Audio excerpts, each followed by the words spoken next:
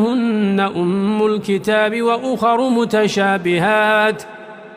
فأما الذين في قلوبهم زيغ فيتبعون ما تشابه منه ابتغاء الفتنة وابتغاء تأويله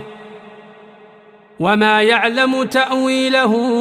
إلا الله والراسخون في العلم يقولون آمنا به كل من عند ربنا وما يذكر إلا أولو الألباب ربنا لا تزغ قلوبنا بعد إذ هديتنا وهب لنا من لدنك رحمة إنك أنت الوهاب ربنا